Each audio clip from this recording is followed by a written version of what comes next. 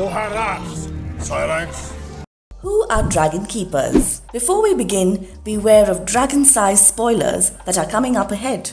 So stay here at your own risk or fly away. Now, the term Dragonkeeper is a fairly self-explanatory term, but trust me, there's much more to them than what the name may suggest. In HBO's House of the Dragon, we get to meet the Dragonkeepers on 2 occasions. The first time we see them is when Rhaenyra Targaryen flies across the King's Landing to reach the dragon pit on her dragon Syrax. After she lands her dragon, a few men on the ground take it away after speaking to it in High Valyrian. In the second episode, a veteran dragon keeper is summoned before the king and his small council to report the events of a robbery. It turns out that Daemon Targaryen, the king's brother, had stolen the egg of the dragon called Dreamfire, the same dragon egg that was supposed to bond with the king's now dead son, Balon. But who are dragon keepers?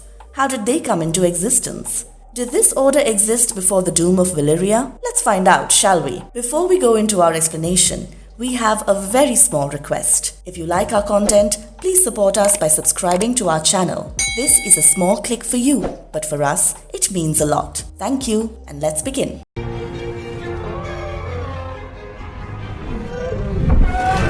The legend of Aeria Targaryen. Aeria Targaryen, the niece of Jaehaerys Targaryen, the Old King, was a meek and shy girl in the beginning, but after her uncle's coronation, she became a bold young lady who feared nothing. During that time, Balerion the Dread was still a force to reckon with, and Aeria saw the dragon as a means to freedom and power. One day, she mounted Balerion and fled away. Back in King's Landing, a massive search operation began, which spanned the entire world. However, Aeria could not be found. It was only a year later that Aeria and Balerion returned to King's Landing, but Aeria was in a sorry state. She had become weak and was suffering from a fever so high that knights could feel it within their armors. Grand Maester Bennifer tried to treat Aeria, but she was beyond saving. In fact, the princess's fever was not caused by any disease, but by creatures that no living man had seen. In her final hours,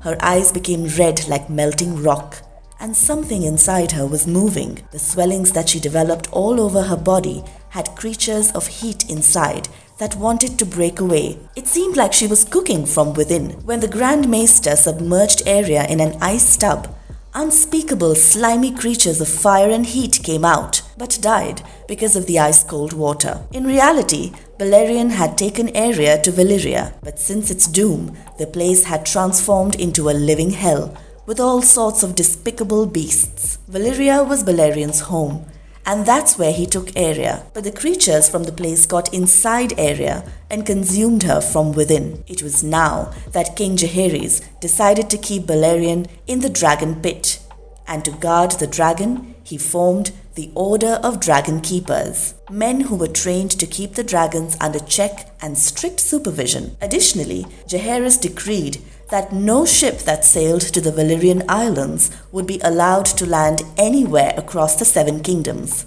and any person who travelled to Valyria and lived to return to Westeros would be executed.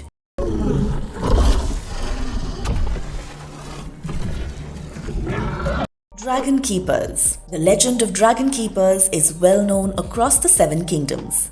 However, since there were no dragons left by the Game of Thrones era, the art of dragon keeping died as well. In the books, there were 77 dragon keepers who were stationed at the dragon pit and other places to guard the dragons and anyone who might try to steal them away. Much like other Westerosi armed forces, they also wielded swords. As far as their costumes are concerned, the dragon keepers wore shining black armors, while their helms had rows of dragon scales that stretched to their backs. However, the clothes that the dragon keepers wear in the live-action show are quite different from what was depicted in the books. Nevertheless, their actions remained quite the same. As the show progresses, we hope to see what all things the dragon keepers do in order to keep the dragons in check. And if the show is grounded in its source material, we should get to see a high-octane action sequence in which the dragon keepers would fight off a mob mobilized by a religious fanatic named Shepherd. This guy who followed the faith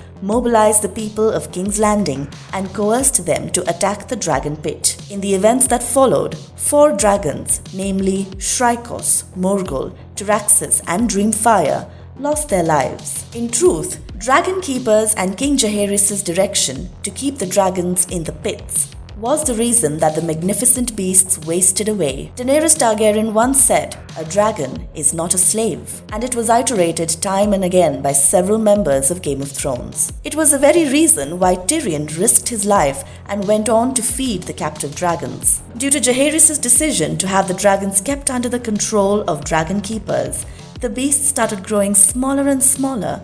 So much so that the last of the dragons was smaller than a dog. And if you liked our content, don't forget to leave a like and subscribe to us if you haven't already. Have a good one and be safe. Thanks everyone.